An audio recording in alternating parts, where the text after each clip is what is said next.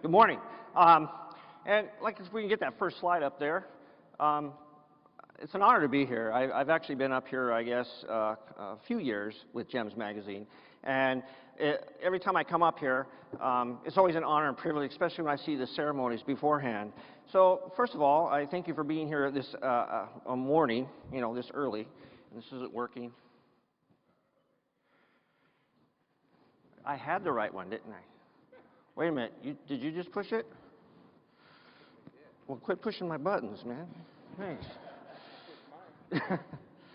So anyway, I'm out of Colorado, and recently we passed the marijuana bill. Anybody here from Washington State? Anybody? Yeah. Yeah. He's like, yeah, dude. And it's interesting because this is how Colorado used to be, and as a paramedic, I used to really like that rush because we had a lot of road rage, just like most places around the country. But ever since the bill has passed, it's kind of mellowed out. And what I mean by that are people are only driving now 20 miles an hour. I'm not going on high-speed accidents. Doritos are selling well. Pizza Hut's doing well. And even when I have patients who are trying to escape that need to be restrained or whatever, we don't restrain anymore. In fact, you can walk and drink your coffee as you're chasing them because, they're just not moving as fast as they used to be. But we just had some recent snow, and I know every time we have snow, it heads your way. So I was a little worried, as I flew into Washington, that we were going to have the same storm track your way. And this is kind of our attitude, isn't it? Could you pick it up a little bit? My coffee's getting cold. We're used to winter. We deal with it. But when I came to Washington, I was like, well, we're going to deal with these nor'easters. I always hear about those kinds of things. So, just so you know, this talk is sponsored by Captain Morgan. And what we're saying here is always put a little captain in your CPR. I think that's a good way to go about it. Crossing the toll bridge to future health care. Anybody ever see this movie? Yeah. What's the movie? Holy Grail. Okay. And do we have the right change as far as crossing that bridge? And so the question is, there is no way you can make people like change. And the whole idea is that you can only make them feel less threatened by it. And so that's kind of in the direction we're heading here. And there's always going to be those people who say, what? No way. I've always done it this way. I've been a paramedic for 25 years. I'm not going to change the way I do. And I hate to say it's called burnout. I just think it's a deal with this is what we always thought we were, right? This is us. It was all about the rush. And I got to agree, that was kind of, this to me is a good call. A good call is a bad call when you really think about it. And so it was always about what? Respond, secure, treat, stabilize, and transport. And that's pretty much my credo since I've been a paramedic. I thought you said you were going to do a CAT scan. Credit, account tracking, okay? And then it became an issue of what? How to deal with the kind of costs that are now overwhelming us. Just how much is this damn IV going to cost me? And so what do we deal with? U.S. spends about $2.1 trillion on health care per year. 1/6 U.S. economy. 3,000 more per person than any other industrialized country. 700 billion of that, it seems to be wasted. And it doesn't make people any healthier. And it has gotten expensive, hasn't it? We go to hospitals that we know that, how many have ever even been a patient in a hospital? If you've ever recently had an injury or illness, and even though you're covered by insurance, the cost can be quite overwhelming. And so you have this discrepancy, right? So this is what they mean by preventive health care. We dealt with an issue of people that could afford health care and those who could not. And so the goal is simple, right? The note in his wallet says, I'm a Christian Scientist. It's the only health plan I can afford. And so we had to move forward, didn't we? And so, of course, we talk about what? The Patient Protection Affordable Act, equal opportunity, access to highest medical care, freedom of choice, and cost effective. And we all agree that everyone should have that. That's a no-brainer. But it comes down to this, doesn't it? It gets politicized. Are we clear on our future? Well, not so much. I mean, Section 1233 of the bill came through, and it said, physicians paid to provide voluntary counseling to Medicare patients about living wills, advance directives, and end-of-life issues. And how did the political system take it? They simplified it, they reduced it to one-liners, and they started doing things like this. They called it the death panel. What an insult. All we're trying to do is have people die with dignity, yet somebody, an ex-governor, decided to just make it simplified and one simple solution, and so it was actually voted by the PolitiFact as the lie of the year of 2009. We know better. We know a lot better about that. And so we talk about Congress. and how they go back and forth on this. And those who do not compromise, those who do not work with this, I have broken it down to who they are. It's a conglomerate of narcissistic, governmental rogues equally sabotaging society.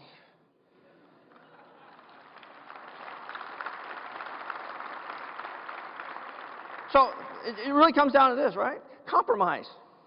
I'm not taking the Democrat side or the Republican side, but I said this is all about compromise, and it's about us and EMS compromising. We are just part of that. Politicians know so little about health care, but they know it fluently. And so when this bill was drawn, right, they didn't think about us. They did not think anything about us. In fact, how much of those 11,000 pages did EMS get? A few. And why did they only give us a few pages of consideration? And yet EMS has a unique perspective, and we have much to contribute. And so we say, bring it. But they're not letting us the opportunity. We have been what? The safety net for the uninsured for as long as I can remember. It doesn't matter to me. When you talk about health care reform, guess what? I don't look at a person's insurance card. They can be indigent, they can be rich. They're going to get the same patient care. So we know what that is. And so really it comes down to this. What is your quest? Or what is our quest?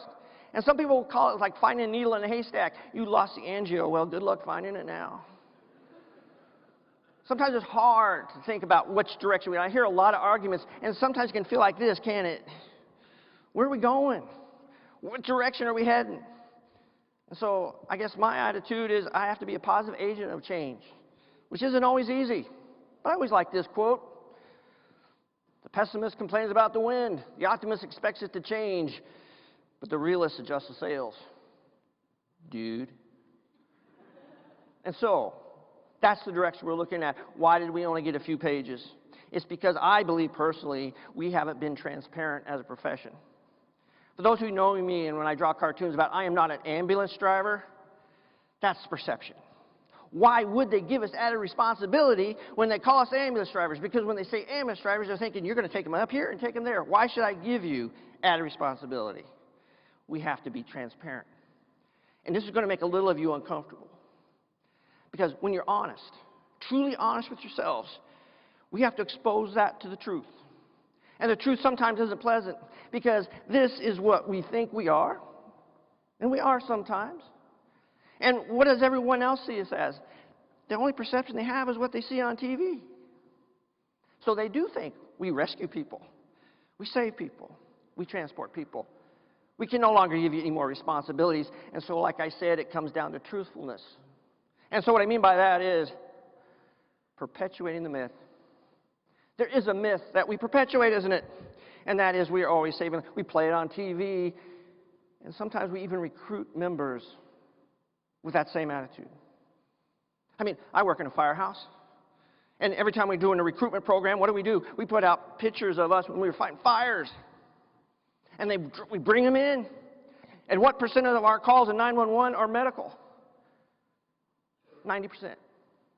And so, it's a living extension of a tradition and legend no longer often applicable. And that's the hard truth. This is a lot of what we do. I mean, it's not always on the clock, is it? In fact, the survivability oftentimes in EMS is what? Trying to get the shift without going crazy. Those slow. How many of you are more tired from running no calls than when you run your butt off? And because, you know what? You're waiting. Sometimes you wait a long time. Sometimes dispatch forgets about you. So let me ask you this. We had this. Broken ankle. What responded? A ladder truck. A ladder truck. Truth is, we don't need a ladder truck. That's going to be one hell of a splint, if you ask me. But that's the truth, isn't it? And that makes us accountable. Because when the public finds out we're sending ladder trucks to broken ankles, they're going to say that's wasteful. And being accountable means you have to change. And having to change sometimes it hurts. And so what a lot of systems are doing now, they're not responding ladder trucks. What are they doing? They're getting actually rescue vehicles. Smaller than ambulance, like almost supervisor vehicles that respond with the ambulance. Let's be truthful about this. I live in a mountain community. And when we have a STEMI, we have a stroke, we have a critical trauma, we fly them out. We have to in the mountain ranges. But now I'm starting to see paramedics launching a helicopter for broken ankles. And the fact is, it's dangerous. I don't care what anybody says, it's dangerous. It was voted the most dangerous job in the United States, is working on a medical helicopter. And so we had to be accountable. Because at one point, this is what I considered flight. Remember that? We had a year of a helicopter almost going down every 2 weeks. The public started seeing that and they started making notice. And so what did they do? They made them accountable. And so what did the helicopter industry do? We don't see it very often, thank God. It was a painful truth. But I also tell my crews too, why are you launching a helicopter for a broken ankle? Well, it's 3 in the morning. I really don't want to drive all the way down the pass. I'm putting these people at risk. And that's a painful truth about it. Accountability improves performance. And so, how many of us know this? They call us because they don't want to wait in the ER. They want a direct line to that bed. And so they call 911. That's the truth. And we see this too. We call them what? Super abusers. Now, I don't know about you. I used to call them what? Frequent flyers. But we had to be politically correct and call them what? Super abusers. We see that revolving door, don't we? We see them. That's a painful truth that we see. And how many times have you done this? Anybody here call for a taxi? Sometimes people actually see us as that service. How about this call? 911 hemorrhoid update at 0300 hours. Doesn't that get any better than this, partner? And so we see things that don't require 911. And you know, we have to be up and honest with the public about that. Seeing that 70% of all ambulance transports are not admitted, I'm only going to give you 30% of my IV fluid. And so we see these kinds of things. Do we really need to drive hot to an ankle fracture? Well, everyone associates running hot. And now we're what? We're all about safety, aren't we? I remember there were some certain speakers that I see at conferences, and Dr. Levine, she was one of the first to say, ambulances need to be made safer. This is not adequate. And what happened to Dr. Levine? She was banned from certain conferences because the ambulance manufacturers said they will not support this conference if she's going to speak. And she paid a price for that. But now it's what? It's the rage. And adequately so. And what's our future here? An aging population, overcrowded ERs. And how many times have you brought a psych patient in? 0.6% of the United States, we have psych patients. We bring them to the ER, and so tell me about your relationship with your mother. How much attention does an actual ER doctor or staff give to a psych patient on a Friday night? We need to have specialized people in psych. And we're going to talk a little bit about that. But the average physician, the primary care physician, spends how much time with their patient to actually get a history and update? It's been estimated anywhere from 5 to 13 minutes before they make a determination and move on with more tests. We'll work for thousands and thousands of dollars. We'll work regardless. Like I said, we're here. And we're going to be here for the long haul, aren't we? By the year 2020, however, there will be 45,000 doctors short for primary health care. Primary care physicians are going to be in demand. They're not going to be able to meet that quota. And so it's natural that we be part of that, isn't it? 20% of Americans live in areas with insufficient number of primary care physicians. So I think it comes back to this. You know, the beautiful thing about, you know, when doctors made house calls, okay, back then they had very limited to work with. And now we have the technology, don't we? And I think this is where we're going. My community has already been doing this for quite a while. We just didn't have a fancy name for it. But now we're not only responding, we're securing, we're treating and stabilizing, and we're transporting, but now maybe not. And the situation thus means prevention, evaluation, triage, and now referral. We need to add that to our repertoire of services. And so I look back at some of these old photos of a time when doctors actually went into the home. And what did they learn about the patient? They knew them. They knew Mrs. Johnson. They knew the farmer who overdid it, who had diabetes, but they knew all about them. But we bring them all packaged into the ER. So when I think about the future of EMS, what is that person going to be? I think of Leonard Nimoy, the doc. Okay, that looks like him, doesn't it? Because I spent a lot of time drawing that. So what do we have? He was what, kind of the country doctor, but he had the high technology to go with it. And so we're at a much better advantage. Are we qualified? What right does the government have to tell me I have to buy health insurance when all I can do is just call these guys. We've been there. And we know what sick is, don't we? I mean, you look at these kinds of scores, we know what sick is. And knowing that, we can triage better from a home environment. And we also know what non-sick is. Unconscious my ass. We can triage. Now, I have a home health care nurse in our area, and she says, well, we can do triage better than you can. So no, you can't. We know what sick is. And that's the difference, isn't it? We really do know what emergencies are. We know the environments these people live in. We know their habits. And sometimes we don't want to know their habits, don't we? I told my rookie partner to open the window before I go in. How many have been in there? Sometimes you go in these people's with houses and they say, he won't bite. Or you're trying to get an evaluation and that dog's right up in your butt, okay? We know. But how many times have you brought a patient to an ER and they've given you an in-depth history, and when they get to the ER, what happens to that story? It completely changes. And the doctor looks at you like you're a moron. When people are in their home environment, oftentimes they're a lot more blunt and honest with us because they're comfortable. It's their environment. They know about it. And how many times like now we take patients to detox? But we have to take them to the ER first. That's a fine line, isn't it? But I think there's a criteria where we should be able to what? Take them directly to detox. If they meet a certain criteria, 10 certain questions. And we triage. We do it all the time. And how we do it now is just going to be expanded. What I mean by that is, do I take them directly to the emergency room? Urgent care may be a better option. Boo-boos, not so much. Ain't no thing. Seriously. And so, what I'm talking about here is a lot of this is going to be urgent care stuff. Urgent cares are sprouting all over the country. It's actually a good thing. We have an urgent care that was recently built in our community. And so when we say, you know, you really don't need to go to the hospital for this, and then we triage them and we send them to urgent care. Sure, if they suddenly deteriorate, urgent care calls us back, and we transport them. Good news, I personally know the medical capabilities of the hospital we're taking you to, which is also the bad news. Now let's be honest with you. How many of you know a facility, a hospital, or a doctor that you would not take a family member to? Please raise your hand. Yeah, look at that. So not only do we know our patients, we know our facilities. We know who can take care of who. How many of you know a paramedic like that you would not want someone touching you? Okay. What's funny is that guy's looking to his partner right next door to him. That's pretty good. So in other words, sometimes we look at certain situations and we go, out of an ethical issue, I'm not going to take you here. I've done it. Obviously, we differ in opinion on how to represent our profession. What is professionalism?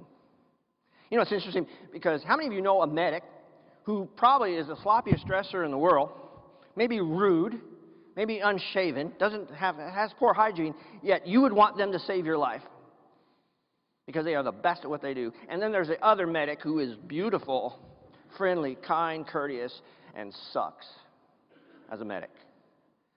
And who are the public going to be drawn to? The beautiful medic, even though you know different, because they understand professionalism. And so one of the criteria of being transparent is we have to look good. And so what are our barriers? Well, let's face it, EMS is about profit. It has to make money. And so, but if we have a narrow vision of only one dimensional, i.e. we're going to transport, we're going to be in trouble here. On a scale of 1 to the cost of your ambulance bill, what is your pain level? And I look at things like that. People who don't deserve what we're going through are some organizations, some private industries maybe, who think it's all about the transport and they don't care about anything else. Their pure incentive about money promotes bad medicine. And we work for some of those people, haven't we? I always hope this is their destination here, because it all equals out at the end. But some incentives are like they're being retrofitted for the front seats of our ambulances for motivational purposes. So is it for people who are there to motivate or to exploit? These can be issues. Innovation seldom happens within, especially when you have the incentives for profit already pre-established. Why would we want to change? So you have the reactive, right? Before you even, maybe you're very creative. Your new proposals for EMS healthcare reform stink. So what's a proactive approach? any of your future proposals for EMS healthcare will stink, okay? And we know there's people out there. As my new partner, I expect you to be an independent, innovative, critical thinker who will do exactly what I tell you to do. And we've all had that partners when we first started, didn't we? A non-threatened partner will save your butt someday. If I have a partner who I'm intimidated because I'm a paramedic and you're an EMT and you got to stand in that circle, and I go about doing my job, they're going to be afraid to speak up when I'm making a mistake because they're intimidated, and so they stay silent. But a partner who understands that you are a partnership will speak up, and they will save your ass. How about this one? Let me start the IVs, Sam, please. There's people with the attitudes of the lazy rule. If I can't reach it, they don't need it. And we have people like that, don't we? And you have people like this when you talk about new proposals of change of EMS. The only thing they'll always ask in the classroom is, what? Will this be on the test? When really, we have the apathy. The one good thing about apathy is that you don't have to exert yourself to show that you're sincere about it. We have people like that, don't we? And like I said, these are the people, though, when I talk about change in healthcare and EMS, I wish they would have this: if only closed minds came with closed mouths. It's easier to criticize and create. In other words, we should have the philosophy is what? There is no I in team, is there? The only time you're going to see an I is the middle of the a-hole, okay? Am I going to get in trouble for saying that, AJ? No, I'm good? Okay. So let's do a quick fix. How can we just start off working together much more easier? I think we need referees. We need referees. And their primary job is to watch over us and make sure we don't overstep our bounds, i.e., what's an example of a flag being thrown? Delay of game. Stopping CPR, not continuously doing CPR when you're supposed to. Unsportsmanlike conduct. People who stab you in the back. Who weren't there on the scene yet already have a solution to why didn't you do this and do that. Intentional grounding. That's when you tase somebody just because you don't want to deal with talking to them professionally. I told you his blood alcohol was out of this world. Ineligible receiver downfield. That's transporting a patient to a facility that's not adequate to handle that kind of thing, is it? How about horse collar? And that's simply what? It probably is just a simple spontaneous nosebleed, but we're going to spinal mobilize you just in case. We just do it out of rote. And how about this one? Illegal formation. And that is when you're trying to get on scene and you have this, what? Dispatch, so medic 4 on scene with engine 3, command 7, truck 12, rescue 8, ladder 13, squad 23, tow truck 4, and Domino's delivery 9. And you can't even gain access to your patient. Face mask.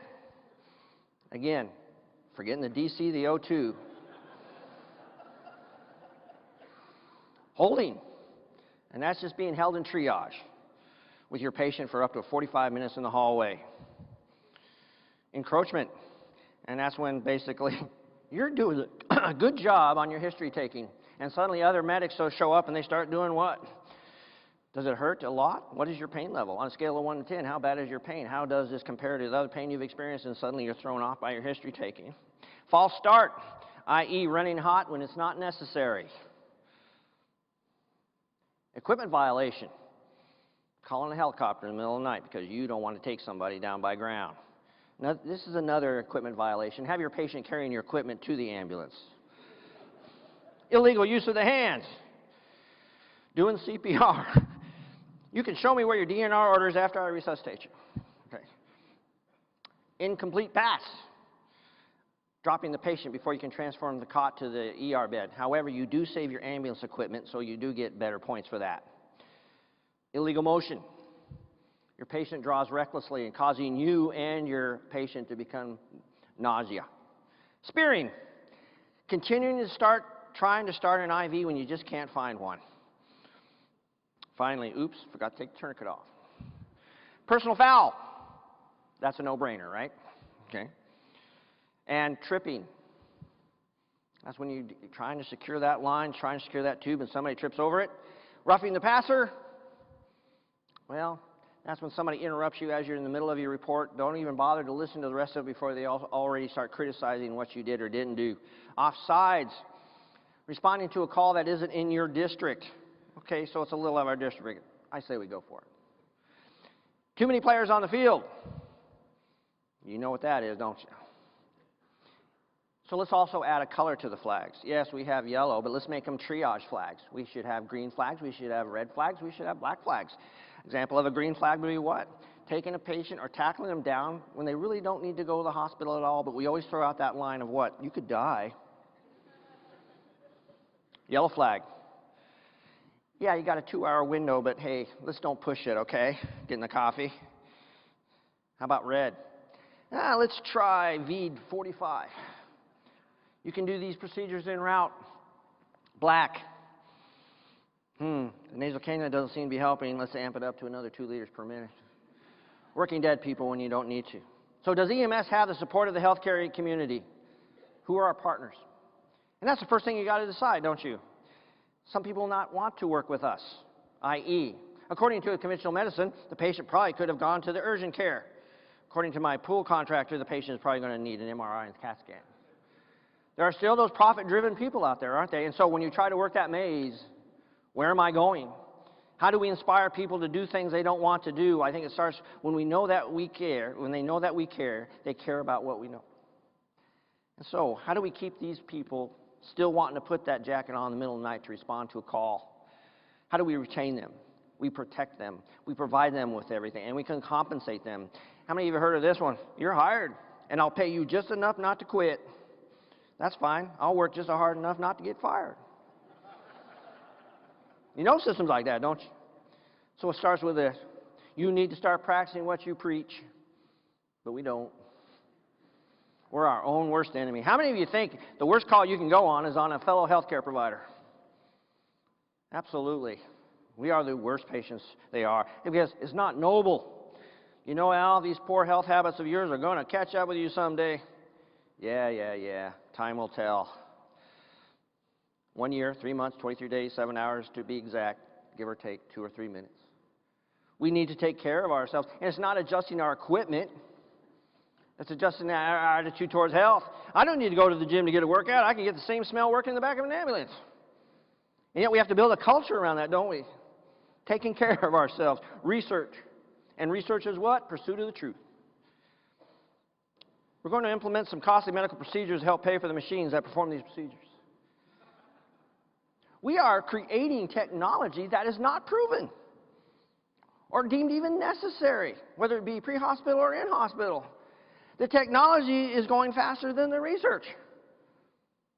Remember those robots now that they have in the ORs? Intricate robots, $150 million.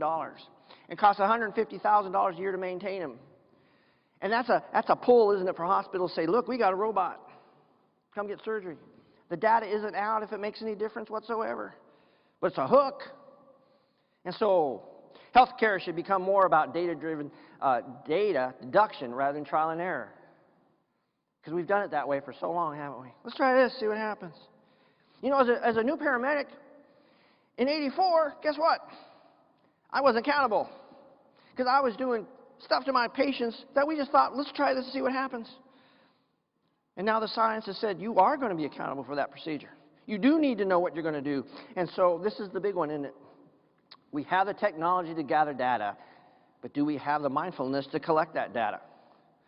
And it's a protection of the patient. It's actually transferring EKGs to another party. It's actually having monitors for patients who do not take the prescription medications, and it reminds them when to take it. You know, they're even creating things for geriatric patients right now that they have motion detectors in the house, and the computer actually monitors them for about 2 weeks, where they go, how they move, and then it records it and collects it. And then if they see any change, a significant change in that pattern, it alerts someone to go over and check on them. Well, usually they go to the bathroom a few times a day. They didn't show up, or they're not in this room anymore. Now, some people might call it invasion, but this is kind of us. Most of our research is based on hospital research because it's a safe and contained environment, and yet ours is oftentimes chaotic, which is even more important for us to have adequate data gathering. Placebo or cure, time will tell. And so, people who do not think we should change see everything like this. When you're a hammer, everything becomes a nail. And so we do the spinal mobilizations over and over and over again, not really trying to figure out maybe if they don't need it or not. I cut my finger opening an ambulance bill. People abuse us. We know that. And that's also part of the accountability. And what is the fastest way to change a specific medical procedure? Not research. Get a lawyer involved. Really think about it. So, where are we staging for this marathon race? Negative. We are the pace car. There are people out there who, and that's why we do things redundantly, because you know what? We just got to cover our butt. We need tort reform. We need people to be on our side to show that the research says that we don't need to do this or that procedure. And I got to give you an example here. We had one of our ambulances took a patient to actually responded to detox for someone who was having chest pain, and they left their engine idling, and they went into detox. An intoxicated party, other than the patient, came out and saw the idling ambulance, and guess what they did? They went for a ride, and they went code 3 all over Colorado Springs. Funny thing is that when you talk to the cop after, he said, he drove better than most of you people do. Mistakes change policy, not good intentions. We have to reverse that. We have to start having those good intentions. And, you know, what is malpractice?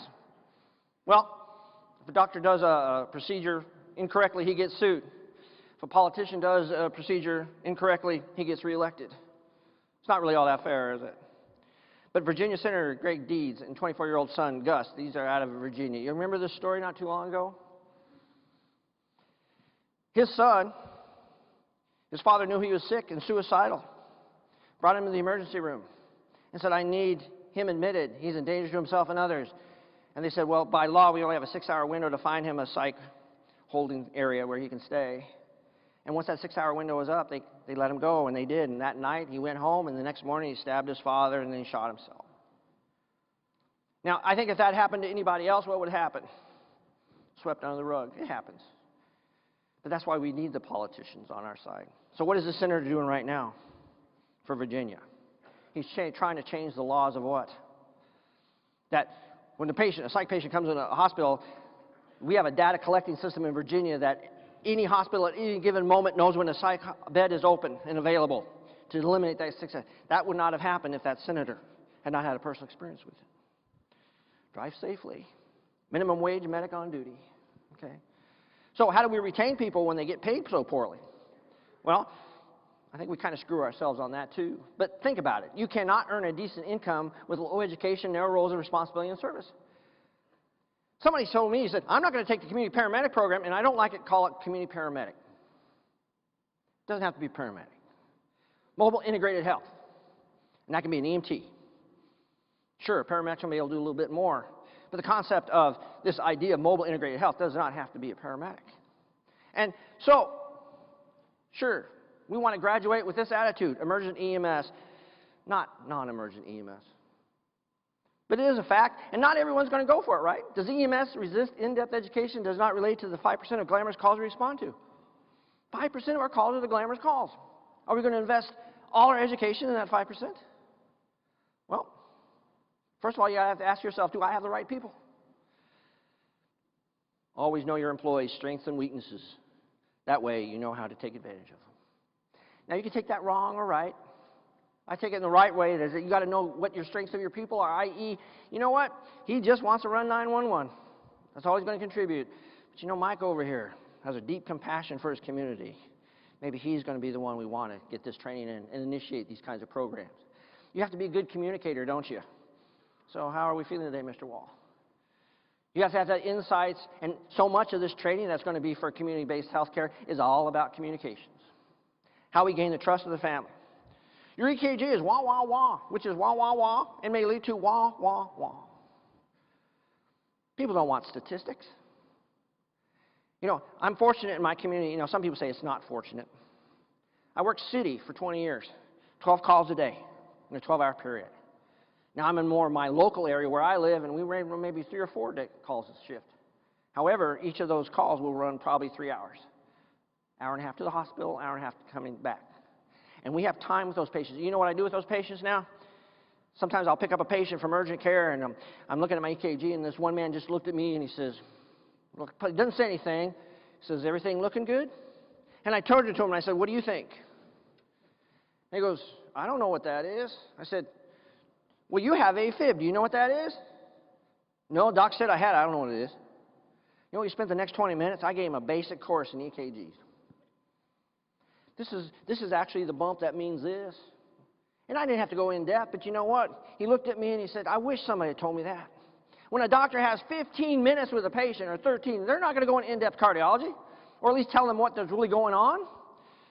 For me, it's an opportunity to educate my patients. And if they're educated about their disease process or chronic illness, guess what? Maybe they're going to pay more attention to their health. Maybe not.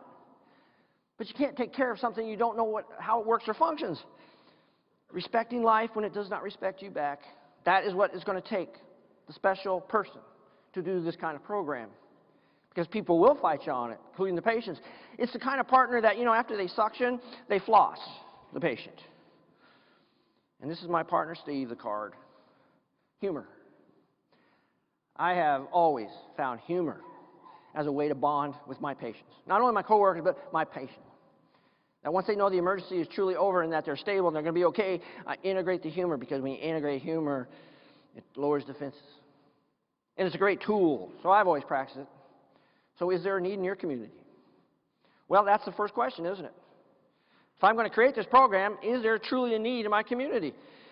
Medic 4, respond to Charlie 4, Alpha 7, at 38 degrees, 44 minutes, 48 seconds north, 105 degrees, 10 minutes, 46 seconds west. That was my city dispatch.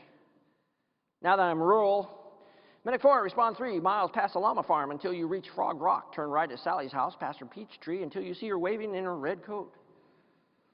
It's a different world from city.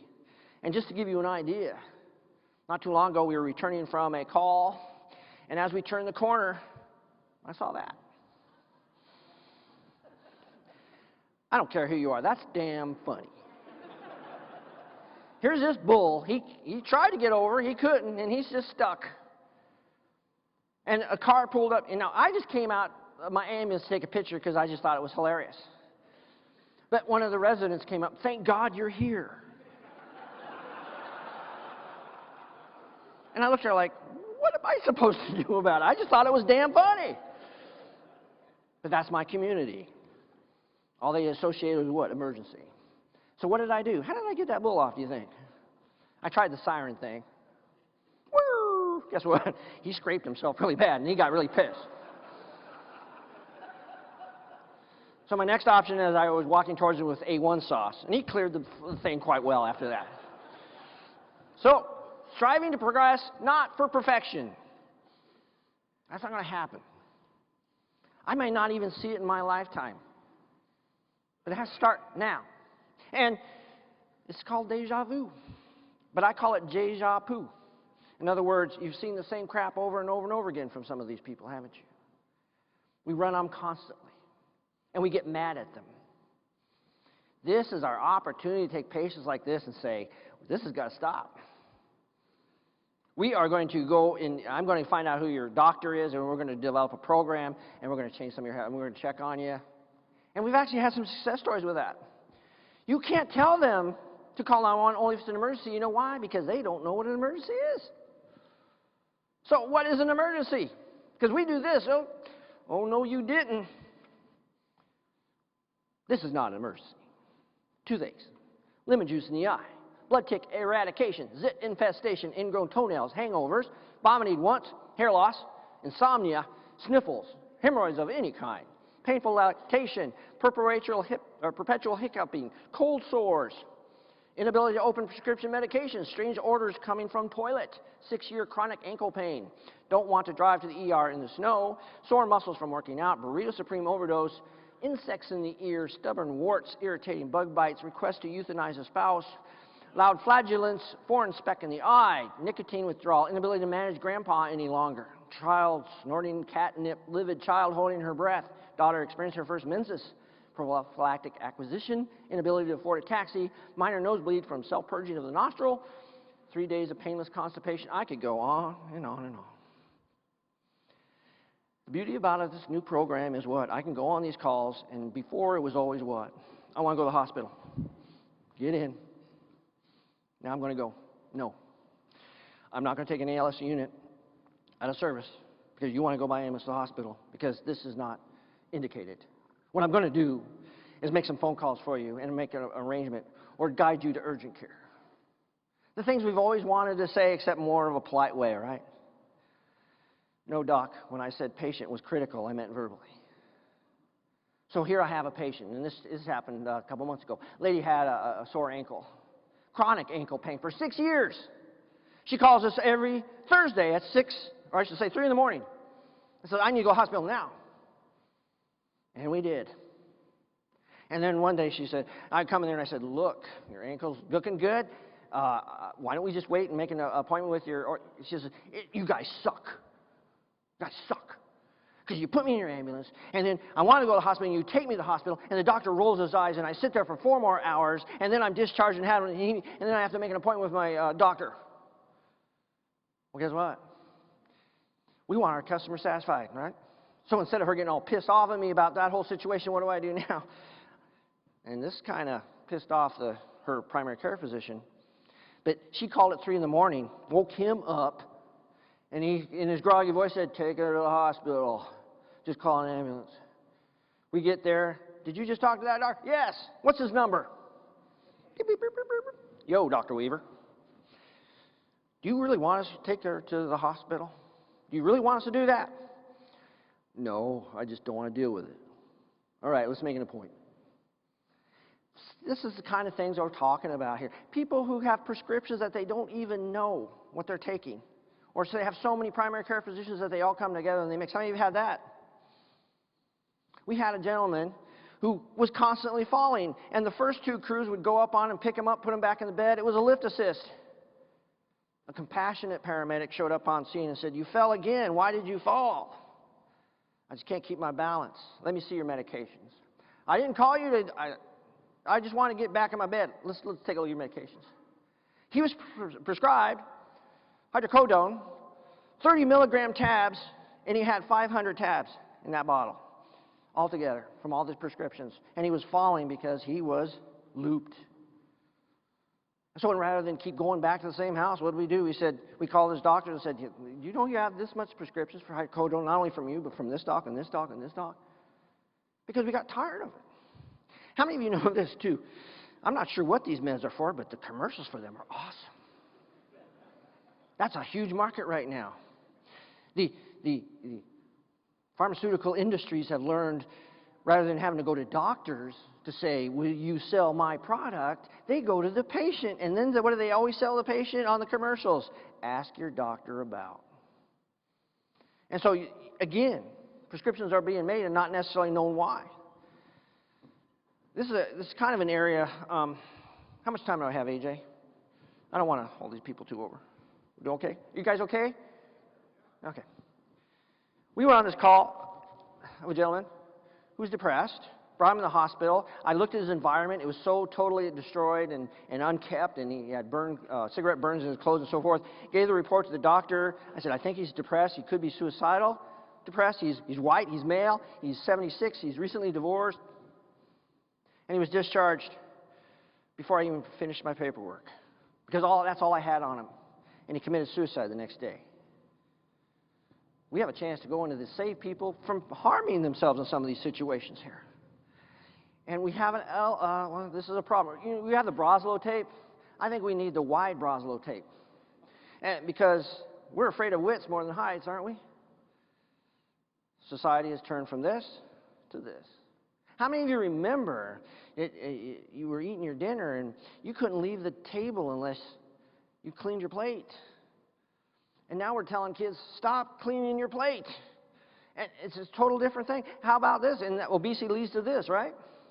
Diabetic by any chance? We see this stuff going on. We see it because it's part of it. This was the actual sign. Free diabetes was purchased a large Coke. I don't know what that really meant. You never used to see these commercials on TV, did you? Good commerce.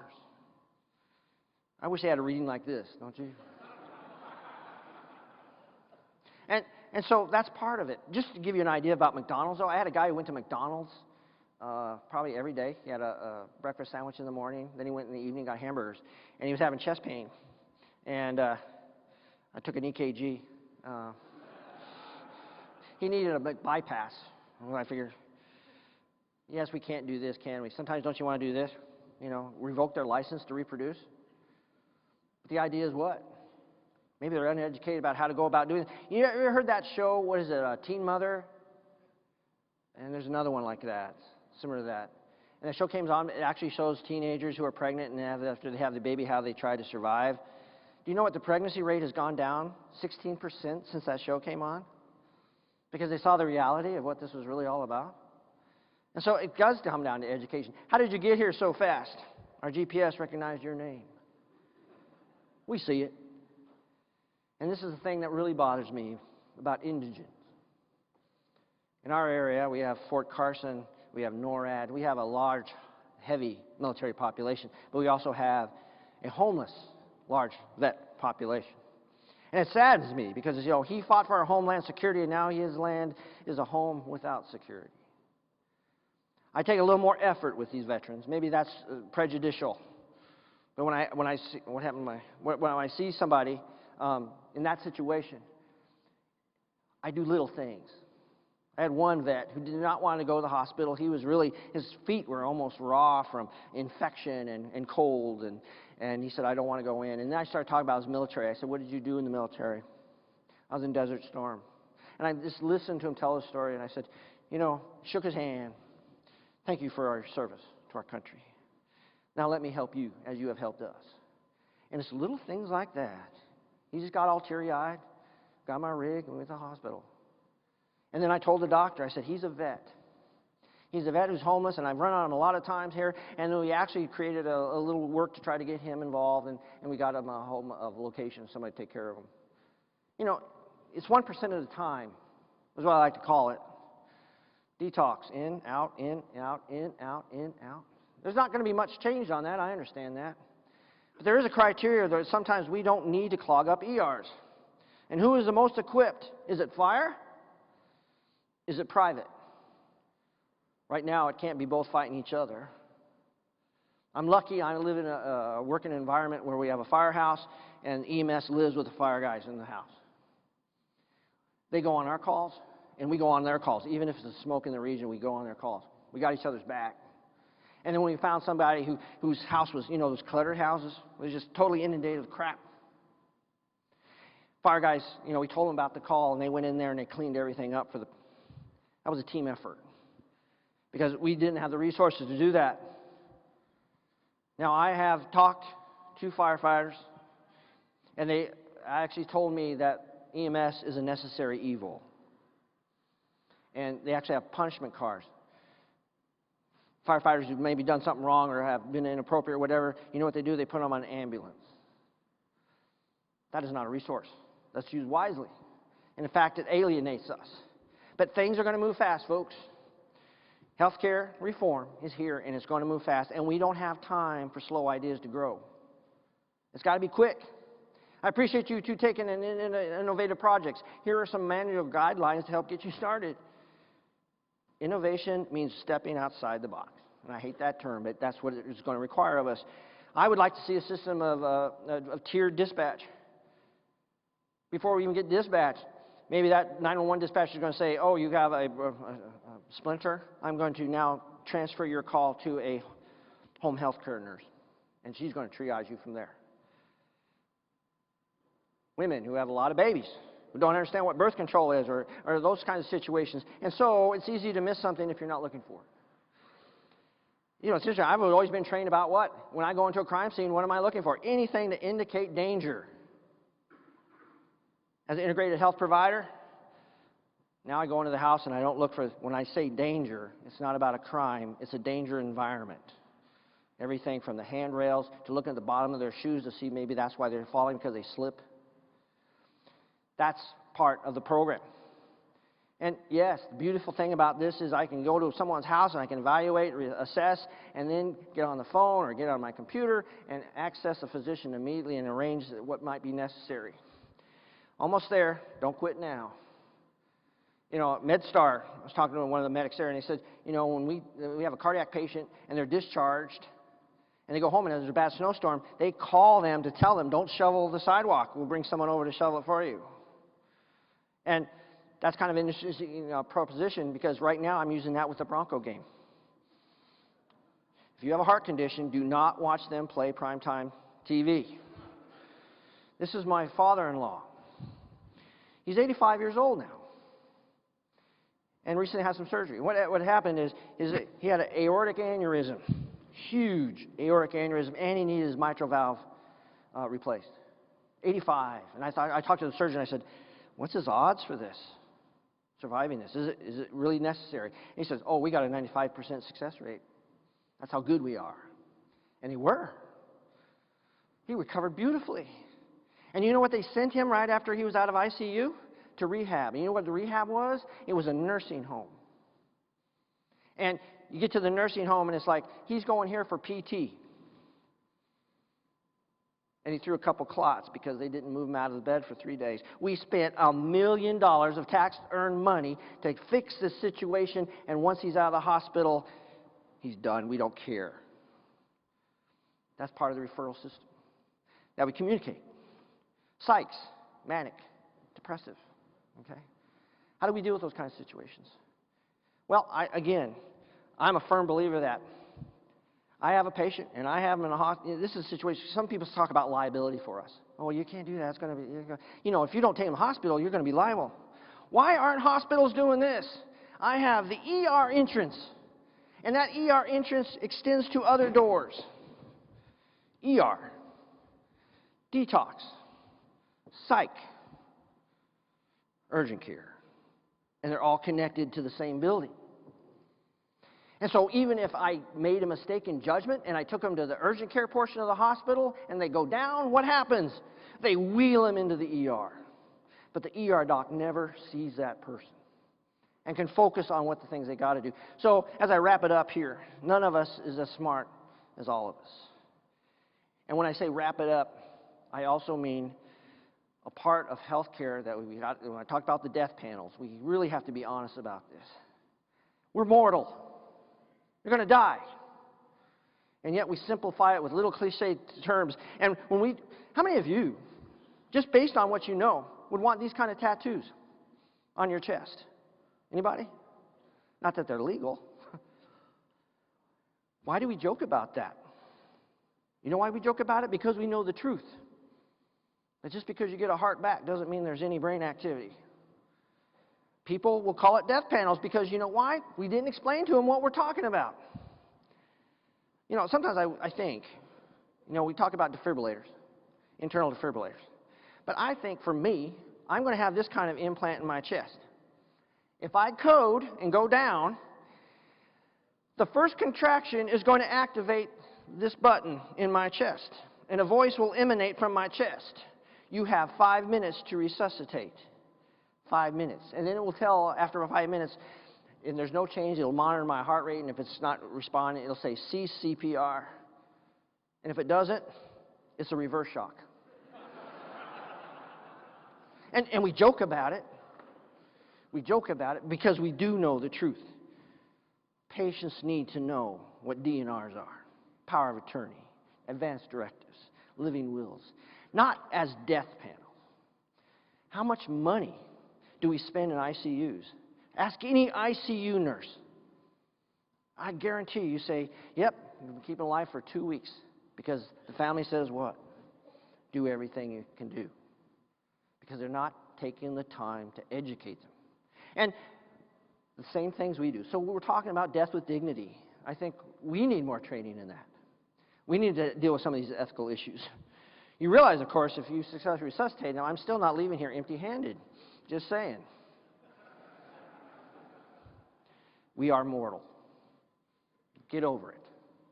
And we've done a poor job in educating. So, transparency, truthfulness, and thankfulness. And when I say thankfulness, respect for our fellow healthcare providers.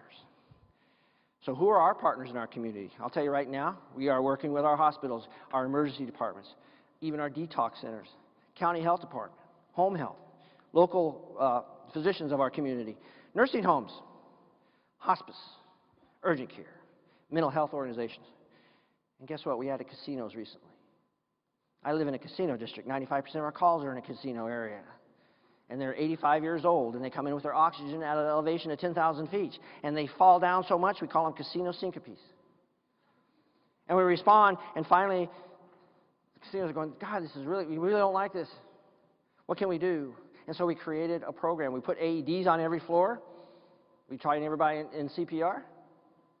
We even educated them having extra O2 and having even sometimes we put refillable O2 containments in our firehouse so people who are running low oxygen can just refill their tanks. Now you say, so what? Well, recently we were dealing with an issue of reimbursement. People weren't paying their ambulance bills. 55% of the community wasn't paying their ambulance bills. We were going to lose another car. And so we invested in the community, the casinos, the people that we see every day. And then it came up a tax proposal to fund EMS. And it passed overwhelmingly. And so we now have a tax-based EMS system. Why did it work? Because we got involved and people knew that we weren't just ambulance drivers. And the interesting thing about it, too, is now I just heard on the TV that CVS stores are now going to what? They're going to get rid of tobacco products. It's interesting. I come back to this one because, I want to go back to it. Just so you know, we've also added this now, pet support. That sounds crazy. But if I see that lonely old gentleman who's not doing too well, we now got involved with they come in or they go to that area and they take care or they pet these dogs. Sounds simple, but like I said, CVS is actually getting rid of their cigarettes. So I just want to thank you for staying the extra few minutes with me. It's been an honor and privilege to be among such fine people. Good luck out there and be safe. Thanks a lot. Appreciate it.